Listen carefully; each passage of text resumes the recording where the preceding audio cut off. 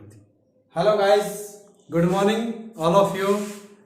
भूगोल की कक्षा में आप सभी का स्वागत है, हार्दिक अभिनंदन है और तहे दिल से सभी का स्वागत करता हूं। बहुत दिनों के बाद आपकी उम्मीदों पे खरे उतरने के लिए आपका भाई, आपका दोस्त, आपका साथी भूगोल की कक्षा 10 थे जो अपने दीपक सर पढ़ा रहे हैं मैथ। बिल्कुल आपको टाइम टू टाइम क्लासेस मिल रही हैं और अब बारी आती है भूगोल की एनसीईआरटी सिलेबस, जो कि मैं फरवरी तक आपका कंप्लीट कोर्स करवा देंगे। प्रत्येक दिन आपको 2 क्लासेस मिलेंगे जिसमें आपको सिस्टम वाइज पढ़ाया जाएगा ट्रिक के माध्यम से। और जो है एनसीईआरटी सिलेबस से बाहर नहीं पढ़ाया जाएगा। आपको एनसीईआरटी सिलेबस में जो भी शामिल है वो पूरा आपको क्रमबद्ध तरीके से पढ़ाया जाएगा और किसी भी प्रकार की त्रुटि पाई जाती है तो कमेंट बॉक्स में अपनी बात रखें, उसका भी हम सॉल्यूशन निकालेंगे और किसी भी प्रकार की आपको समस्या नहीं आने देंगे। चलिए दोस्तों, हम शुरू करते हैं आज की हमारी धमाकेदार क्लास। तो जैसा कि आपको विदित है कि मैं भूगोल विषय पढ़ाऊंगा, तो सबसे पहले ये जानना जरूरी है कि भूगोल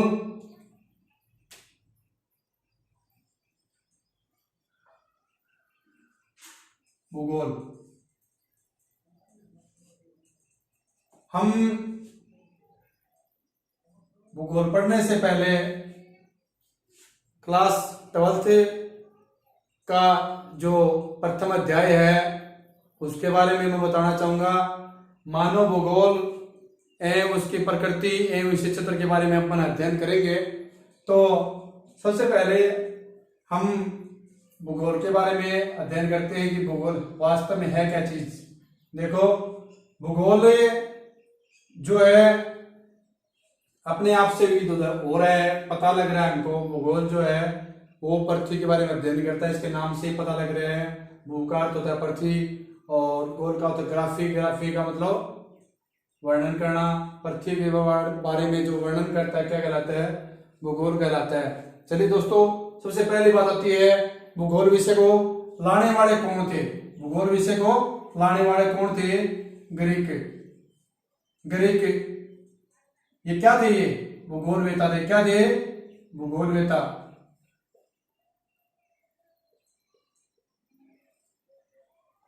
यानी यूनानी। सबसे पहले भूगोल विषय को लेके आने वाले कौन थे? यूनानी भूगोलवेता। अच्छा जी, अब बारी आती है इसके नामकरण की। तो ये ग्रीक भाषा के 2 शब्दों से मिलकर बना है। 2 शब्दों से मिलकर बना है, जियो प्लस ग्रेफिन।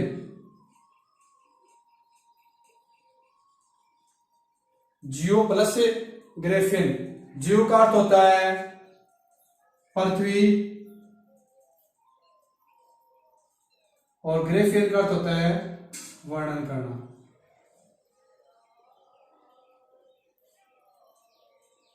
तो हम कह सकते हैं कि जो पृथ्वी के बारे में सुस्पष्ट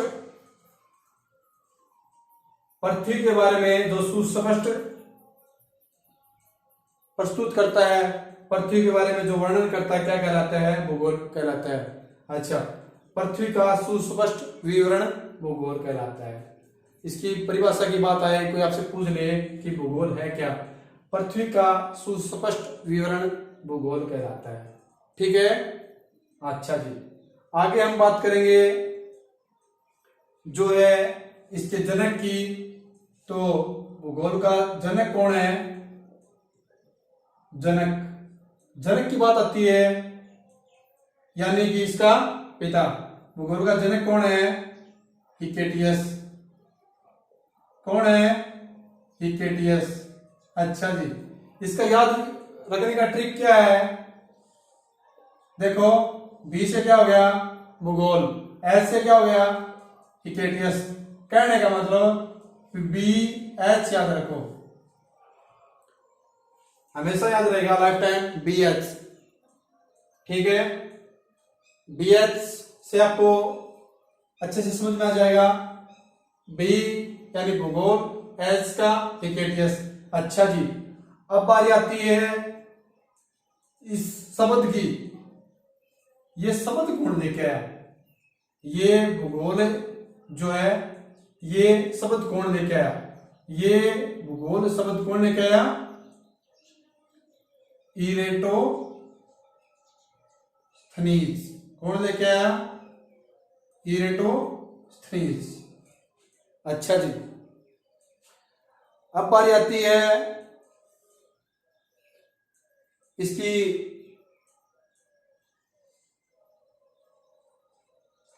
शाखाओं की। तो शाखाओं को पढ़ने से पहले हम ये जानेंगे कि भूगोल क्या है। आपसे कोई पूछे भूगोल है क्या, भूगोल क्या है, अपने आप से हम क्वेश्चन करेंगे भूगोल है क्या चीज। देखो भूगोल क्या है, क्षेत्रवर्णी विज्ञान है। क्या है, क्षेत्रवर्णी विज्ञान है। याद रखना बच्चों, भूगोल क्या है, क्षेत्रवर्णी विज्ञान है। कहने का मतलब भूगोल हर क्षेत्र के बारे में हमको अध्ययन करवाती है, जो हम हमारे प्रकृति में शामिल है, हमारे भौतिक तथा जो प्रकृति से संबंधित जितने भी गतिविधियां हैं उनके बारे में हमें भूगोल अध्ययन करवाती है। और प्रकृति के साथ मानव किस तरीके से व्यवहार करता है, किस तरीके से मानव प्रकृति में अपनी समस्त गतिविधियां करता है, वो सारी बातें किसमें आएंगी, इसी में आएंगी। अच्छा जी, अब मैं इसको थोड़ा सा रफ करता हूं।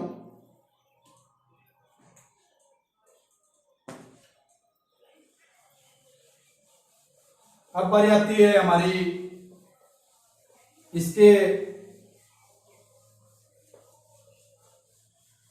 शाखाओं तथा मानव भूगोल के बारे में हम अध्ययन करेंगे।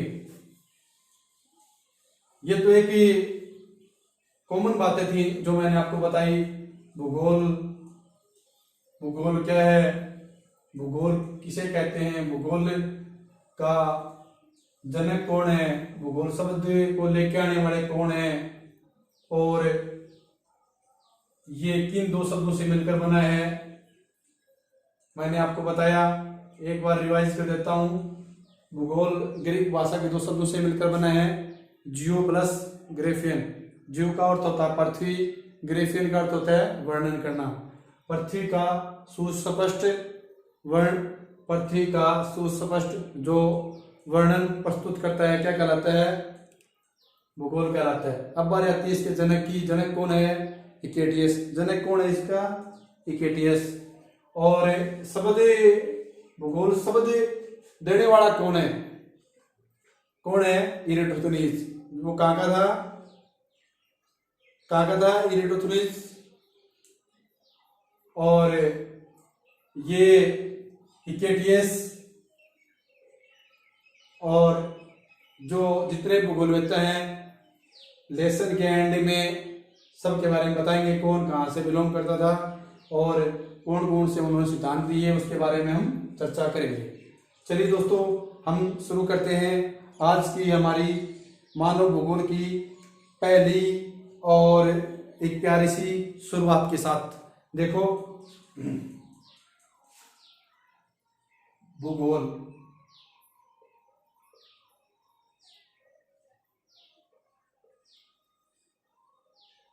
भूगोल की दो शाखाएं हैं। एक तो है भौतिक भूगोल, दूसरी है मानव भूगोल। कौन सी है, मानव भूगोल। 12th के बच्चे अपनी कॉपी में नोट कर रहे हैं। मानव भूगोल की दो शाखाओं के नाम बताइए, आपसे पूछ सकता है।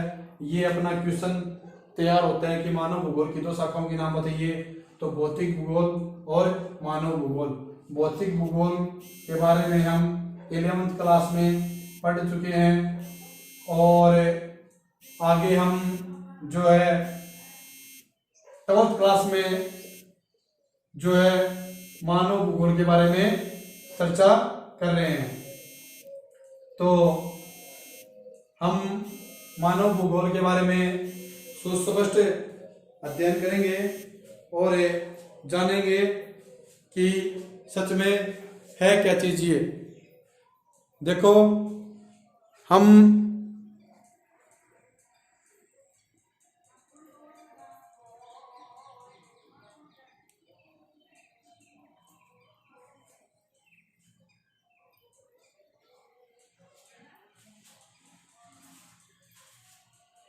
मानव भूगोल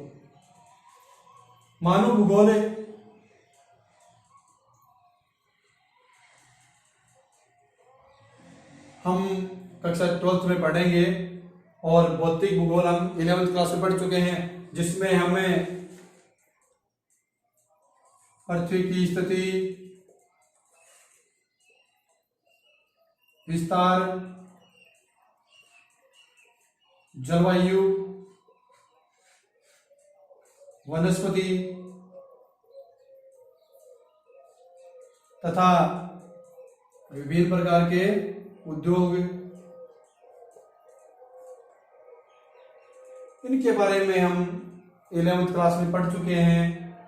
भूगोल पर विभिन्न क्षेत्रों के बारे में हमने अध्ययन किया। धरातल से लेकर वायुमंडल तक हमने इसके बारे में गहराई से अध्ययन किया और समझा कि भौतिक अर्थ होता है जो हमको दिखाई दे, फिजिकल ज्योग्राफी।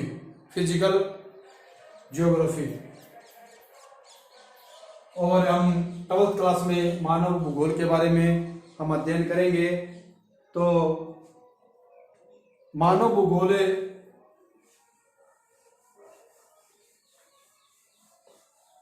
हम शुरू करते हैं।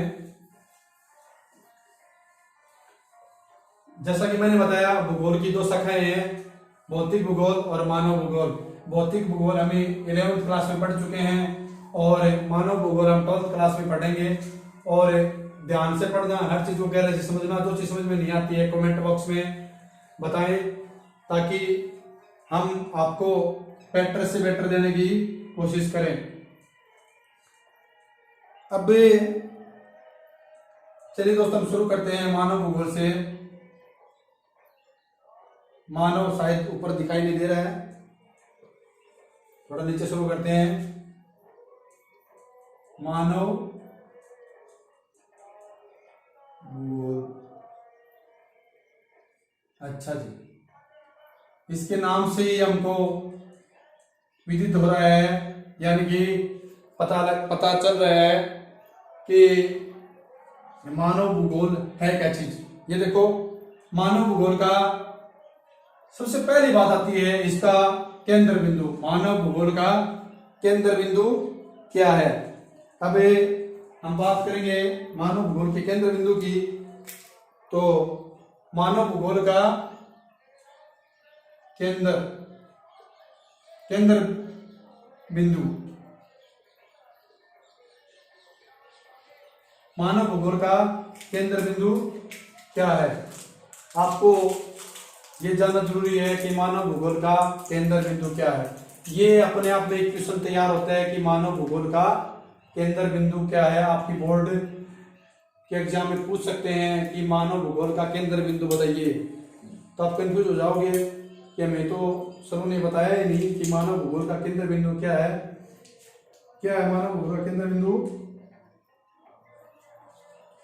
क्या है बेटा मानव भूगोल का केंद्र बिंदु? क्या है? मानव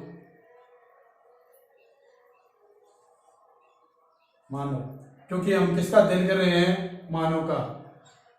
मानव भूगोल का केंद्र बिंदु क्या है? मानव के क्रियाकलाप। क्या है? मानव के क्रियाकलाप, कि वो करता क्या है ना, कि प्रकृति में रहता है मानव, तो वो क्या क्या करता है, उन समस्त गतिविधियों के बारे में हम मानव भूगोल के अंदर अध्ययन करेंगे। फिर अब बारी आती है इसके जन्म की। तो मानव भूगोल का जन्म, मानव भूगोल का जन्म कब हुआ? ठीक है, मानव भूगोल का जन्म जो है कब हुआ? 18वीं शताब्दी से। 18वीं शताब्दी में जो है मानव भूगोल का जन्म हुआ। आपकी बोर्ड की कक्षा में पूछ सकता है कि मानव भूगोल का जन्म कब हुआ, बताइए। तो आपको पता होना चाहिए मानव भूगोल का जन्म कब हुआ? 18वीं शताब्दी में। कब हुआ? 18वीं सदी या शताब्दी मान लो, 18वीं सदी में हुआ। कब हुआ? 18वीं सदी में। जैसा कि अपने लेसन के अकॉर्डिंग मानते हैं, तो कब हुआ? 18वीं सदी। देखो कब हुआ? 18वीं सदी में। कब हुआ? 18वीं सदी में। अच्छा जी, अब बारी आती है, हमारे दिमाग में एक क्वेश्चन उठता है कि हम मान लेंगे कि 18वीं शताब्दी के अंदर या फिर सदी के अंदर इसका जन्म हुआ, लेकिन ये सभी देशों में कब हुआ? देखो, सभी देशों में कब हुआ? 20वीं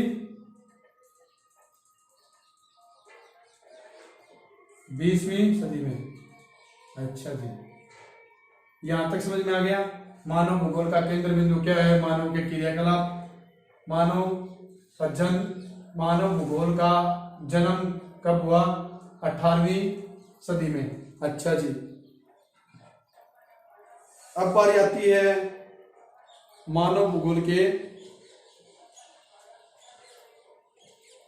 वही कि मानव भूगोल का जनक कौन है। मानव भूगोल के जनक के बारे में हम अध्ययन करेंगे।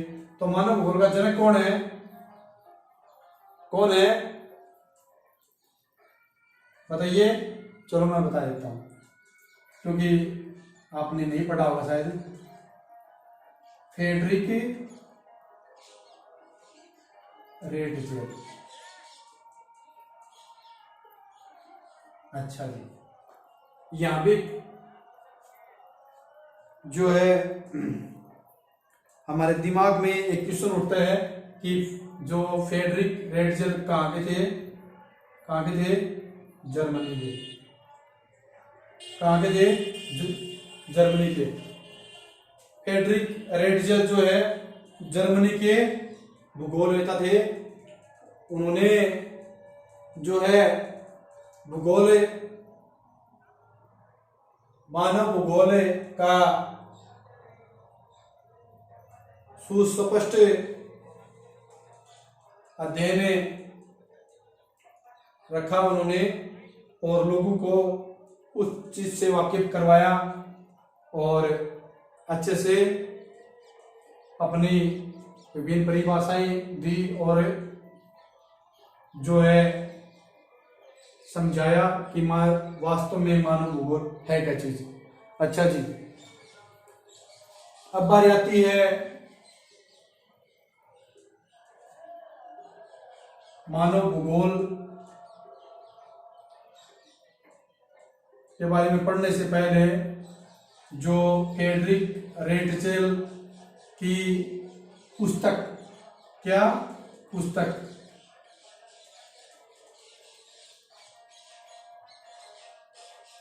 ये भूगोलवेत्ता है, इसने जो है एक पुस्तक लिखी।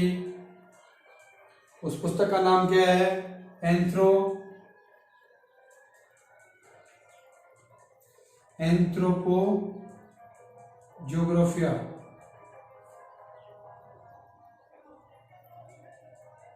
एंथ्रोपोजियोग्राफिया।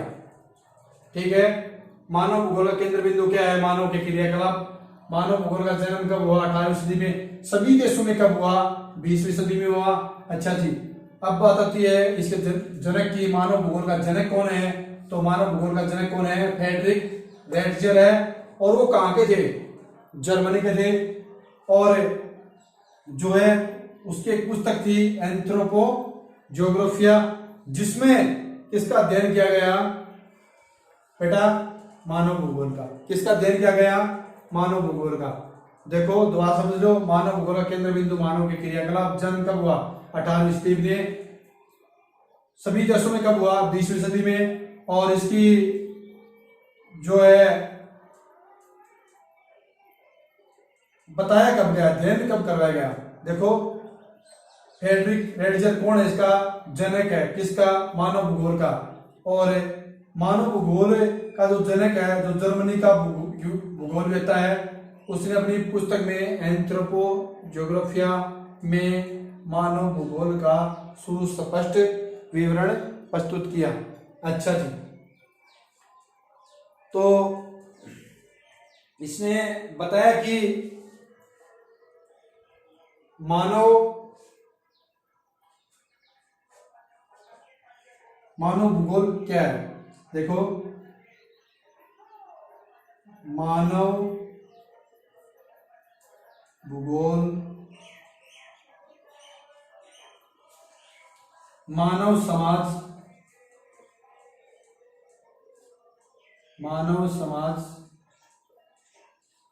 व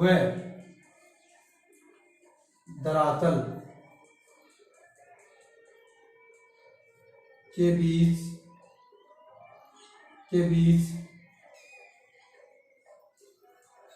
पारस्परिक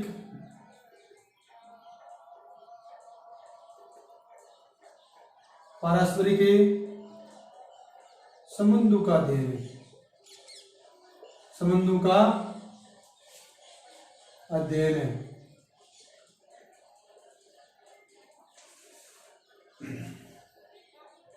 चलिए दोस्तों, हम फिर से एक बार सिस्टम में बताना चाहूंगा, क्योंकि यहाँ कंफ्यूज होने वाला मैटर है। मानव भूगोल का जनक कौन है? फ्रेडरिक रेटजर। अच्छा जी, वो कहाँ के थे? जर्मनी के थे।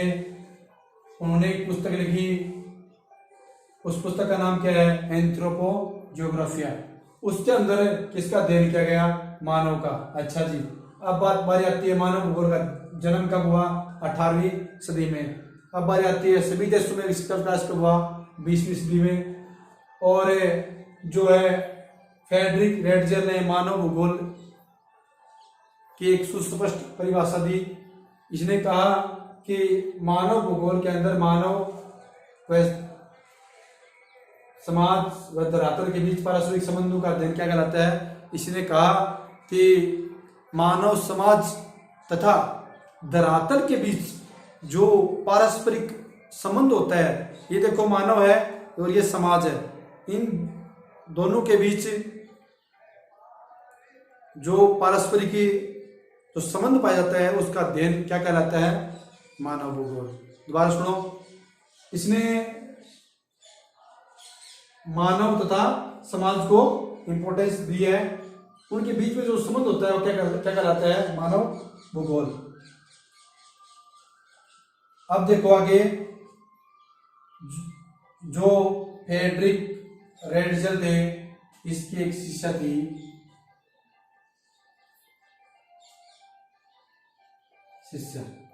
अच्छा जी, अब बारी आती है ये शिष्या रहने वाली कहाँ की थी कहाँ की? ये अमेरिका की। कहाँ की थी? अमेरिका की।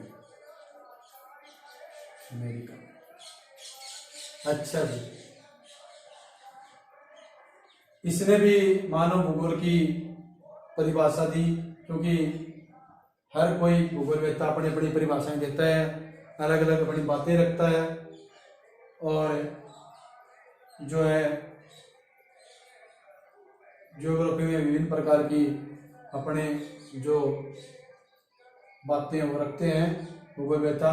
तो इसकी भी एक शिष्य थी, जो इसकी छात्रा मान लो या विद्यार्थी मान लो, शिष्या थी। उसने जो है मानव भूगोल की परिभाषा दी, उस शिष्य का नाम क्या था, वो देखो, एलन सैंपल। क्या नाम था उसका, एलन सैंपल। फ्रेडरिक रेटजेल की शिष्या थी, कहाँ की थी, अमेरिका की थी। अच्छा जी, उसका नाम क्या था, एलन सैंपल। अच्छा जी, अब सीधी सी बात है, गुरु की बात तो मानने की, साफ सुथरी बात है। तो इसने क्या कहा, इसने थोड़ी सी मानव भूगोल है उसकी परिभाषा को थोड़ा सा चेंज कर दिया, बस थोड़ी सी उसमें तड़का भड़की भर दी, ताकि बात की बात रह जाए और अपने गुरु भी नाराज ना हो, और अपने भी एक दे दी परिभाषा मानव भूगोल की। इसने क्या कहा उसके बारे में हम अध्ययन करेंगे। इसने कहा मानव भूगोल चंचल मानव व अस्थायी पृथ्वी, चंचल मानव व अस्थायी पृथ्वी,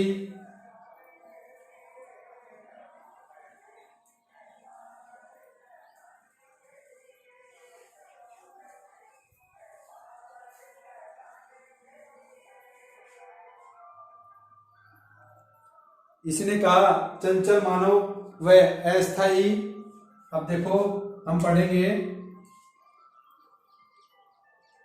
क्या बताया था, क्या बताया था मैंने, एलन सैंपल। ये क्या थी, फ्रेडरिक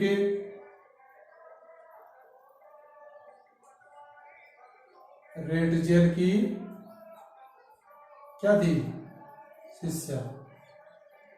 अच्छा, अब देखो इसने क्या कहा, चंचल मानव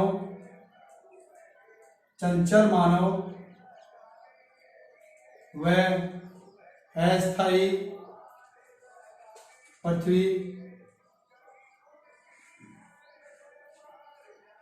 चंचल मानव व अस्थायी पृथ्वी के बीच परिवर्तनशील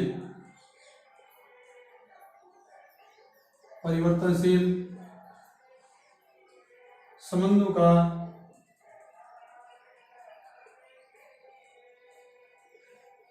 संश्लेषित अध्ययन है। क्या कहा, इसने कहा चंचल मानव व अस्थायी पृथ्वी के बीच परिवर्तनशील संबंधों का अध्ययन क्या कहलाता है, मानव भूगोल। ठीक है, अब बारी आती है कि फ्रेडरिक रेटजेल और एलन सैंपल की बातों से हमें लग रहा है कि पृथ्वी और मानव का अध्ययन करेंगे। अब इन्होंने एक भी विचारधारा प्रस्तुत की, जो है कौन सी विचारधारा, इन्होंने अपने जो है विचारधारा प्रस्तुत की, नियतिवाद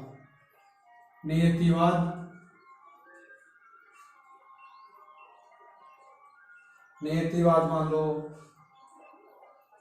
या निश्चयवाद मान लो, एक ही बात है। आपसे पूछ लेगा नियतिवाद विचारधारा के समर्थकों के नाम लिखिए, कौन है, नियतिवाद का जनक कौन है, नियतिवाद का जनक कौन है, तो नियतिवाद का भाई विचारधारा देने वाले कौन है, एलन सैंपल और फ्रेडरिक रेटजेल। अच्छा, इन्होंने नियतिवाद विचारधारा में किसका जोर दिया गया है, प्रकृति का। किसका, प्रकृति का। नियतिवाद के अंदर माना गया है कि प्रकृति क्या है, सर्वोपरि है। कहने का मतलब मानव है वो प्रकृति का दास है, प्रकृति जैसा चाहे मानव से वैसा करवा लेगी, क्योंकि मानव क्या है, मानव प्रकृति का दास है। प्रकृति अपने आप मानव को अपने आप डाल लेगी और प्रकृति को जितने भी प्रकृति में बदलाव हैं वो बदलाव अपने आप होंगे, उसमें मानव का कोई प्रभाव नहीं है। कहने का मतलब नियतिवाद में प्रकृति क्या है, सर्वोपरि है। क्या है, सर्वोपरि है। अच्छा जी, अब बारी आती है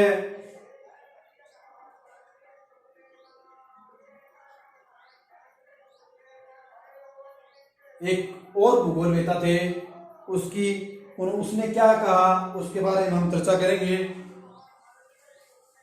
इसके एक और भूगोलवेता थे, कौन थे, विडाल डी लाप्लास। नाम बड़ा है तो भाई नहीं बड़ी परिभाषा देगा, ये है बड़ी चीज बताएगा, है अपने विचार प्रस्तुत करेगा। विडाल डी लाप्लास ये एक ही बंदे का नाम है, तो कभी ये मत सोचना कि 2-3 बंदे, एक ही बंदे का नाम है ये, और याद 2-4 पर आप रखोगे तो हो जाएगा अपने आप, कोई बड़ी बात नहीं है। देखो विडाल डी ला ब्लास। अच्छा जी, हमने पहले चर्चा की नियतिवाद की। नियतिवाद का जनक कौन है, ये बात जनक की आती है, या फिर उसका समर्थक कौन, देने वाले कौन है भाई, फेडरिक रेडजेल और एनल सैंपल हो गए। उसके बाद विडाल डी लाप्लास है, ये किसके इस जनक है, किसके हैं, ये संभववाद के। अच्छा जी, आपसे पूछ लेगा संभववाद का जनक कौन है भाई, विडाल डी लाप्लास है। यहां भी एक प्रश्न बनता है आपका, संभववाद का जनक कौन है, विडाल डी लाप्लास। इसकी परिभाषा थोड़ी सी बड़ी है, ये कहता है कि मनुष्य तथा पर्यावरण के बीच पारस्परिक संबंध तथा पृथ्वी को नियंत्रित करने वाले भौतिक नियम तथा पृथ्वी को नियंत्रित करने वाले भौतिक नियम तथा इस पे निवास करने वाला जो मानव है उसका अध्ययन क्या कहलाता है, मानव भूगोल। दोबारा सुने एक बार, ये कहता है कि पृथ्वी और मनुष्य के बीच पारस्परिक संबंध का एक विचार है, और एक बात ये कहता है कि जो है पृथ्वी को नियंत्रित करने वाले, ये जो पृथ्वी है इसको नियंत्रित करने वाले भौतिक नियम, तो इस पे जो मानव निवास करता है उसका अध्ययन क्या कहलाता है, मानव भूगोल। ठीक है, अच्छा जी। आज की कक्षा में आपको कितना समझ में आया, कितना नहीं आया बताइएगा जरूर, और जो चीज समझ में नहीं आई है वो भी बताइएगा, ताकि हम आपको बेटर से बेटर देने की कोशिश करें। यहाँ पूछने वाली एग्जाम में 3 बातें हैं। नंबर 1, मानव भूगोल का जनक कौन है, मानव भूगोल का जनक। अच्छा जी, जनक की बात है तो कौन है, फेडरिक रेडजेल है। ठीक है, दूसरी बात है फेडरिक रेडजेल शिष्य का क्या नाम था, उसकी जो विद्यार्थी थी उसका क्या नाम था, एलन सैंपल। अच्छा जी, कहाँ की थी, अमेरिका की थी। कहाँ की थी, अमेरिका की थी। अब बात आती है फेडरिक रेडजेल कहाँ के थे, जर्मनी के थे। कहाँ के थे, जर्मनी के थे। अच्छा जी, और इन्होंने किसकी नींव रखी, नियतिवाद की। किसकी, नियतिवाद की। अच्छा जी, नियतिवाद में किसको सर्वोपरि माना गया है? किसको? प्रकृति को। कहने का मतलब प्रकृति सर्वोपरि है, मानव तो क्या है कि इसका दास है। प्रकृति जैसा चाहे मानव से वैसा उसके साथ व्यवहार करेगी। अच्छा जी, अब उसके बाद आती है संभववाद। संभववाद विचारधारा। संभववाद विचारधारा में क्या क्या कहा है कि संभववाद विचारधारा का जनक कौन है? विडाल डी ला ब्लास। कौन है?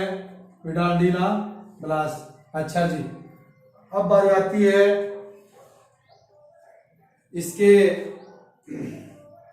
तीसरे विचारधारा की। उसका नाम क्या है? नवनियतिवाद। क्या नाम है? नवनियतिवाद। तीन विचारधारा हैं, नियतिवाद, संभववाद और नवनियतिवाद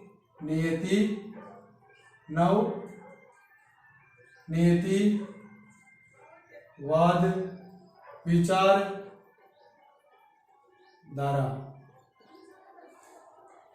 नवनियतिवाद विचारधारा। अब बारी आती है नवनियतिवाद विचारधारा के जो है जनक कौन है? इसका जनक कौन है? कौन है बेटा? Griffith Taylor. कौन है? Griffith Taylor. कौन है? Griffith Taylor. टेलर है तो भाई अति बात करेगा, गर्मा गर्म बात करेगा। अब टेलर क्या करता है? टेलर जोड़ने का काम करता है। तो वो क्या करेगा? वो ना तो नियतिवाद का समर्थक है और ना ही संभववाद का समर्थक है। वो कहता है कि दोनों के बीच की बात कह दूं, ये भी नाराज ना हो और वो दूसरा भी नाराज ना हो। टेलर तो जोड़ने का काम करता है, ये आपको पता ही है। अच्छा जी, ये क्या कहता है कि मानव और प्रकृति के बीच एडजस्टमेंट करवाता है। कहने का मतलब ये जो है मानव प्रकृति में क्या करता है? प्रकृति अगर ज्यादा प्रभावी है तो ये प्रकृति के अनुसार ढल जाएगा। ये यदि प्रकृति का प्रभाव कम है तो ये प्रकृति को प्रभावित कर देगा। कहने का मतलब बीच की बात है। अब कुछ दिन पहले कोरोना आया। कोरोना महामारी में विभिन्न लोग बीमार भी हुए, बहुत लोगों की मृत्यु भी होगी और देश की जो अर्थव्यवस्था थी वो भी डाउन हुई थी। और हमारे मानव समाज में एक प्रेरणा का स्रोत भी आया सामने, आपस में भाईचारा और देश की एकता का संदेश हम सबको मिला। और साथ ही हमें पता चला प्रकृति के साथ हम यदि गलत करेंगे तो प्रकृति हमारे साथ भी गलत करेगी। हाँ जी, उसी विचारधारा को ये मानता है कौन? नवनियतिवाद विचारधारा। ग्रिफिथ टेलर बताता है कि जो है इसने एक बात बताई, नवनियतिवाद मान लो, विचारधारा मान लो या रुको और जाओ।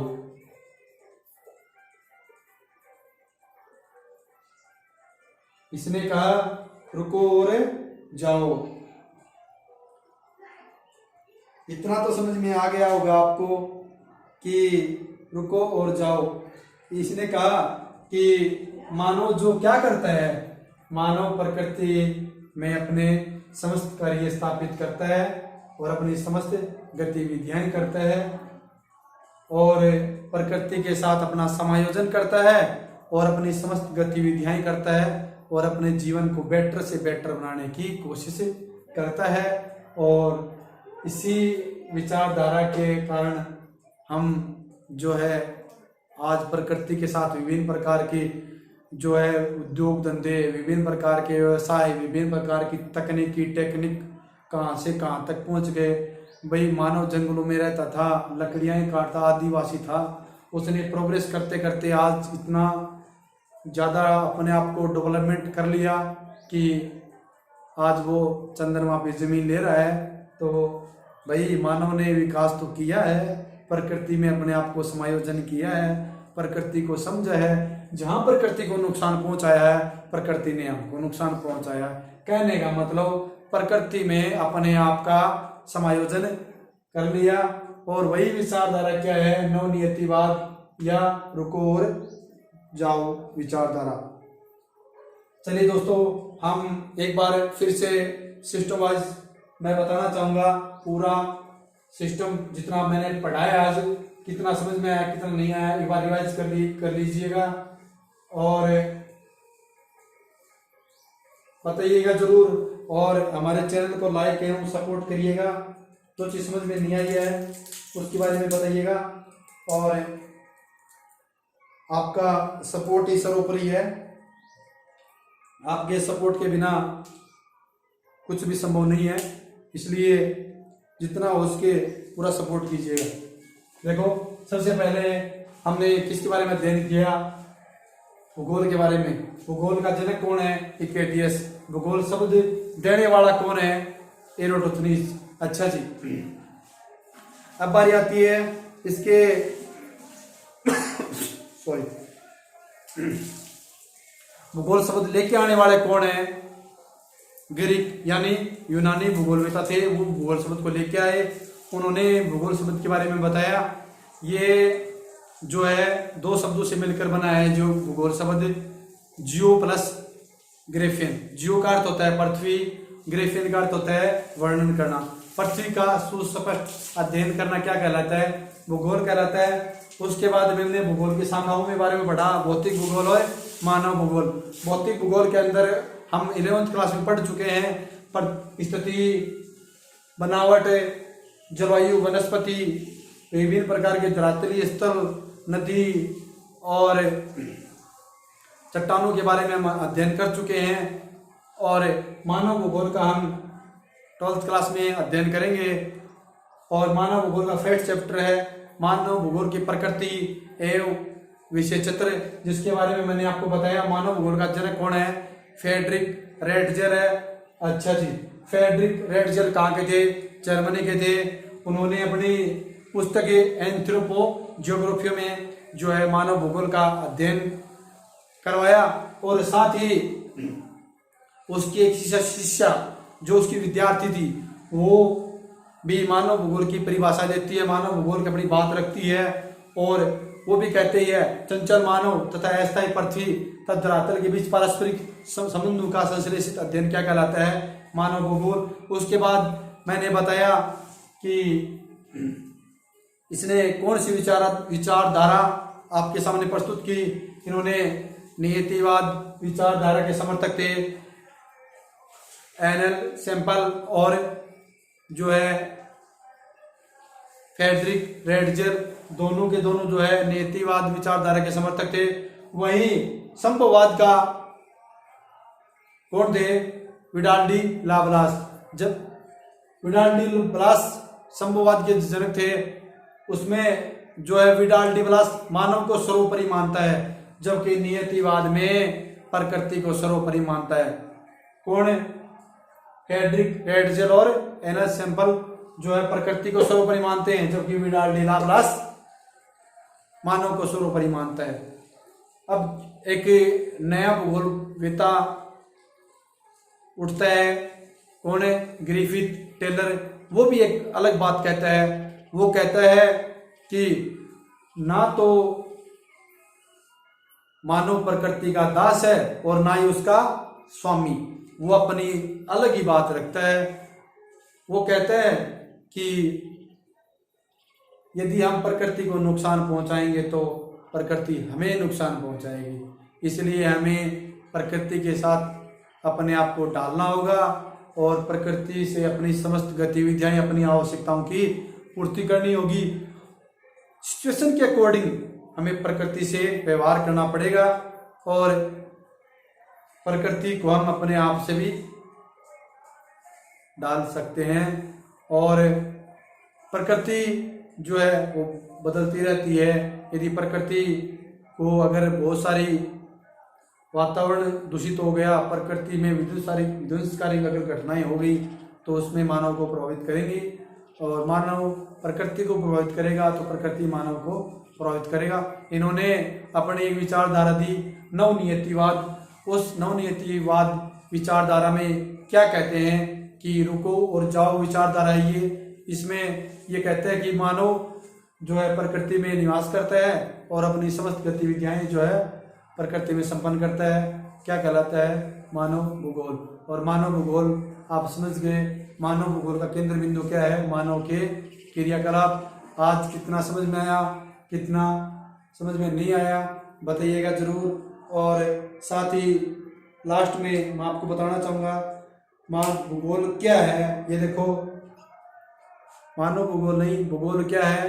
चित्रवर्णी विज्ञान है। और आज के लिए इतना ही दोस्तों। जय हिंद, जय भारत। पूरा सपोर्ट कीजिएगा और हमारे चैनल को सब्सक्राइब कीजिएगा। आज कितना समझ में आया, कितना नहीं आया वो भी बताइएगा।